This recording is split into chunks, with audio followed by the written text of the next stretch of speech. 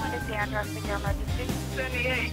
Help! Alien to that one, operator 6180. What's the address of your emergency? 1797 Sumter Street. We're being robbed at gunpoint. No. They're following me to my house. The guns are already out. She's shooting. Okay.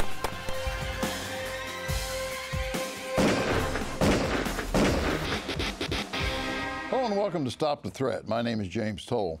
On this week's episode, we take you to the Lone Star State of Texas for a reenactment which we call Utility Workers. Thank you for joining us. I think you're going to find it very interesting today because we're going to cite a number of examples of utility workers or people in utility uniforms who come to your door and knock. Now, I did a little research. It's going to come as no surprise that this is a crime that is perpetuated on almost every level that I was able to get information on. A utility worker in Portland comes to a house and threatens to shut off the power, walks away with a check for $3,800. There's a church in Houston, Texas.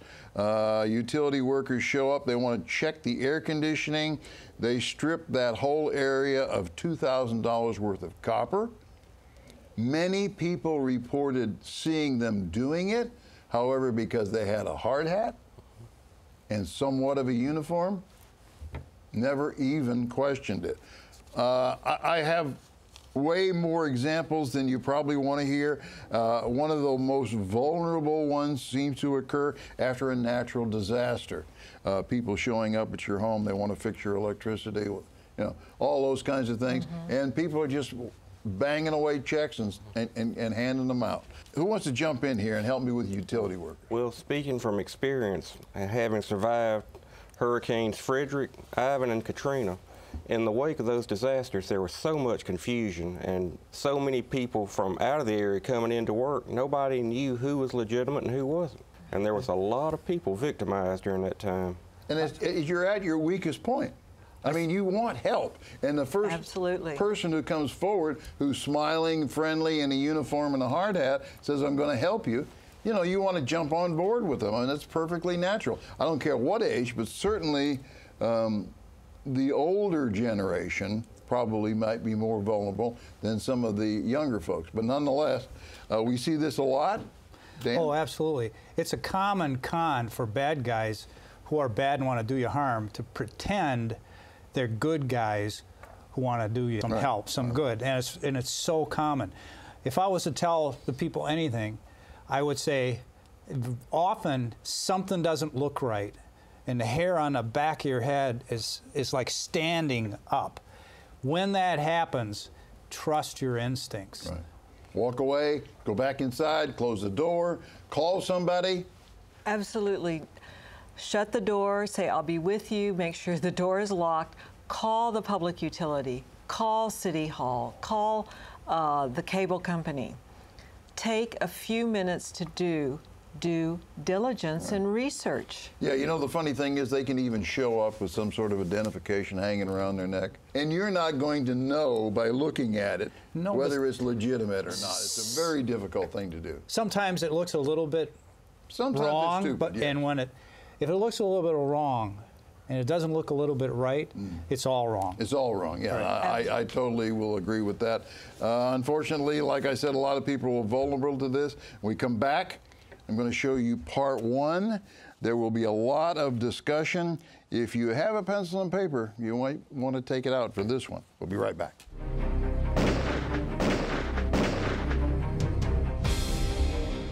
Thanks for coming back, viewers. Off camera, we were discussing utility workers coming to your house, and Sarah actually informed me. Tell us. Yes, many of the public utility companies and the cable companies actively ask homeowners to call them to verify if a worker should be at their house. Okay, see, I find that incredible because I wonder, are those organizations that well organized to be able to say, oh yeah, there's a worker, he should be at your house now? Are they going to have that information readily available? Actually, Yes. Yeah? Yeah, they. I think so. Why when does you're that thinking sound of- hard to me? I don't. It Well, sounds because like it's there's just like law enforcement, they have a dispatcher that sends people out, and so there's a way to check who's doing what, especially if they're going inside a house and doing something. Before they go inside a house, usually if they've got work to do, they will send a letter. If there's emergency going on, the police will know if there's a gas line leak or something like that. sure. But things to look out for is partial uniforms and no transportation that's marked.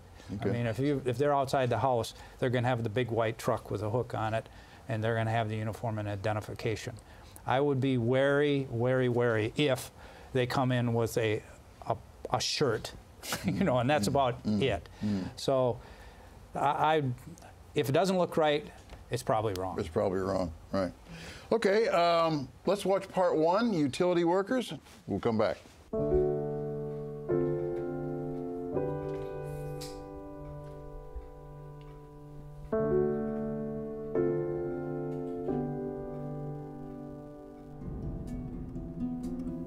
All right, remember, if anybody answers the door, you let me do all the talking, all right? Right.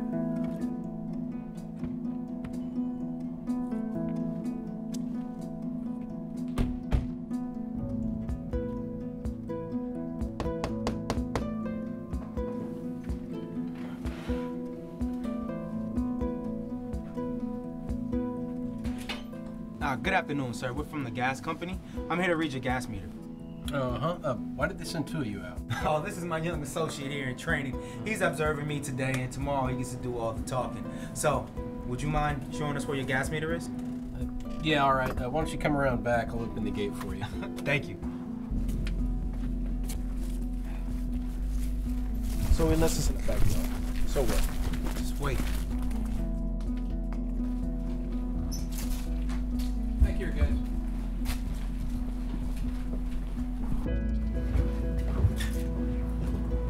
Around over there. Thanks. We can take it from here. Yeah, let me know if you need anything else.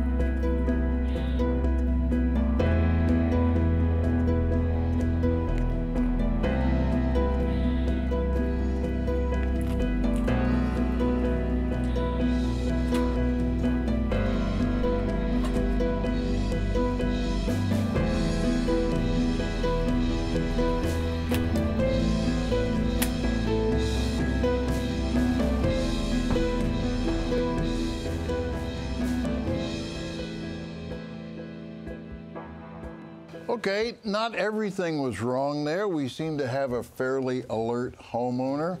But let me see if did anybody else hear what I heard? The first thing I heard the bad guy say is, if anyone opens the door, does that mean that they were not intending to find anyone there and they were going in anyway? It sounded to me like the burglary was in process, and if somebody opens the door, let me do the talking. But basically, we're breaking in. Did anybody else hear that? The way I interpret it is that they were looking for an unoccupied home, and that they would then use this ruse to at least try to get in or even abandon their plan. Yeah, because they certainly made no attempt to come in any type of uniform. I mean, geez, you could put overalls on and a cap, you know, something. Go ahead. Right. I think we have another situation of the criminals being more prepared than the homeowner, because they had the clipboard to help. Granted, they did not have the uniforms or a name tag or any kind of ID badge, but they did have the clipboard to, I guess, theoretically substantiate. I don't know what it is, particularly since most of the large utility companies these days scan it. They have scanners. They don't write down anything Who carries anymore. Well, bad guys pretending to be. Yeah, bad guys pretending. Okay, because I don't know anybody who carries a clipboard. Yeah. All right. Okay. Anything you saw, Dan? Well, yeah, to me, it looked to me like we're checking for an empty house, and now we don't have an empty house. Let's get around back, take a look for a possible crime committed later. That's what it looked like to me. They were doing a case of the place, or going through with their ruse. so that no one called the police on them. But it looked to me like they were looking for an empty house. I think the first tip-off that showed me that the homeowner was paying attention was when he said, "Why did they send 2 of you?"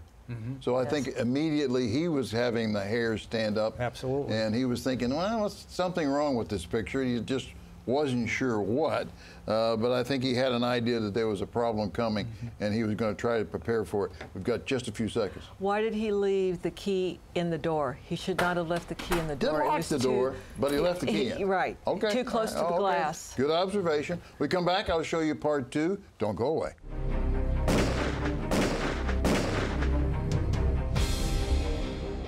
Welcome back. You know, we've been just reviewing as we do off camera, and I wanted to save this because Sarah made a good observation. Tell us what it was. All right.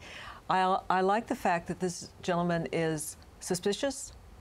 He's looking around, he looks for the vehicle, but I do not like the fact that instead of going for his phone to dial 911, he went for his gun. As I learned over the years in my career, when I get that feeling, I trust my gut. Always trust your gut. People are so worried about offending someone nowadays. True. They won't call because they don't want to be wrong. Okay, Right. I'll tell you what, I'd rather be wrong in the safe direction than wrong in the unsafe direction. And the other thing is they don't want to feel as though they're picking on somebody. You know, you get that thing going with the PC thing, right? Right. Criminals come in all colors, and it isn't a part that you factor in. What you factor in is all those things that happen that were real clear to us. And that's why, like you said, pick up the phone as you pick up the gun. He was almost there, though, when he said, "Why did they send 2 of you?" And then he dropped the ball by not saying, "Do you have some identification?" That was really the next step. He went by that. Well, I have to disagree with Sarah. I feel like he should have gone for his gun first, just because the threat is immediate. Okay, it's going to take 911 a little while to get there, and we don't want them to get there just in time to write the report. Yeah, well, I'll tell you why I agree with you, because right from the get-go, they were coming into that house, whether there was anyone there or not. So, yeah, you're right. One thing I like to say is, when you're suspicious and they're not inside, don't ask too many questions on the doorstep, because they're going to, if it's a bad person, they're going to be on to the fact that you're suspicious, and that's when they're going to make their move. Just a second, I've got the phone's, I'll be right back. My phone's ringing, and shut the door, and then call the police. I'm going to show you part 2, but I'm going to leave it with this remark. Why open the door? Right, why open it in the Okay, first place? let's watch part 2. It's just background over there. Thanks. We can take it from here. Yeah, let me know if you need anything else.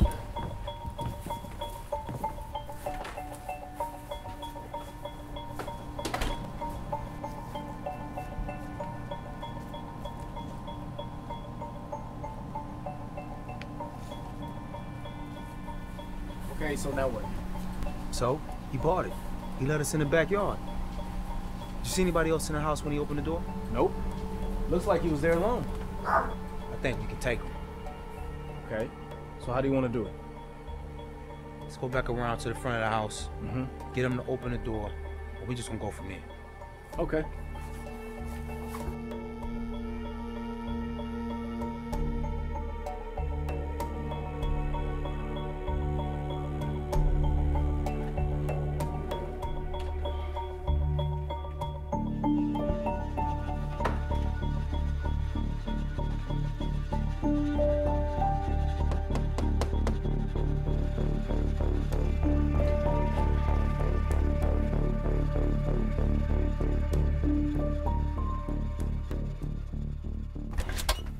Something else I can help you with? Yes, sir. There seems to be something wrong with the meter. Can you let us in? Yeah, I'd prefer not to. I don't think there's anything in here that can help you. Look, sir, I'm just trying to do my job. You let us in really quick, we'll do what we have to do, and we'll be out of your hair real quick. Yeah, what company did you say you were from again? I don't see your truck. It's not buying it. Let's go! Don't move.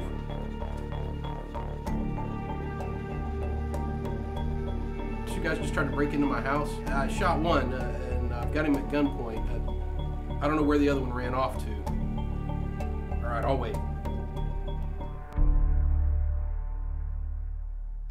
Okay, well, I guess maybe we thought that was what was going to happen. I don't think there's a lot of surprises there, viewers. I don't think you were surprised either. What may have surprised us was the fact that they waited so long to come in. I mean, I'm surprised they didn't come in the back door. What did they come around the front for? So are we talking about professionals here, or are we talking about somebody who's maybe gotten away with this 2 or 3 times, and they're obviously not professionals? I think we've got at least one pro. I think we've got a situation where you literally do have an apprentice. Anybody else in the house? You know, the older one's the criminal and the younger one's following along. You know, there's a lot of subtle things that happen that the brain picks up on before you really realize it. You're subconscious. And it was the way they stood, the way they moved, and all of the indicators we already talked about. But if you watch, if anyone replays it, the young one was flashing a gang sign. He didn't even notice it. But those are things that the brain subconscious picks up on, but you don't. And you gotta trust your gut, which is, and if you analyze it later, you'll figure out this is the reason I called the police. As far as the shoot was concerned, it was shot placement, justifiable, and then he called the police. But one other thing, there's too many people stand and shoot. Yeah. You need to move. Right. Yeah, that's a good observation. The other one I have is the other crook runs. We say this in every time we do this. The other guy runs off. Do you shoot him? No, the threat has passed. He's still on your property. He's threatened your life. You still cannot shoot. But he is not posing an imminent danger to you right now. Okay, that's the point I want to make here, because I think it's very tempting. Someone is going to make an argument to me that that guy might have run around the side of the house, drew out his weapon, and come back. Well, that's the point where you need to have a safe room in your house, a place with a hardened door where you can retreat. If he had fallen back to that safe area, and I also noticed, I believe there was a shotgun behind the door. That was actually, I thought it was initially, but I think it's an umbrella or Is that a cane. what it is? I thought I saw something. I thought initially it was a shotgun, but I do not believe it is. We come back, we'll sum this up for you, and maybe I'll have time for an email, but there's a lot more we could talk about. Don't go away.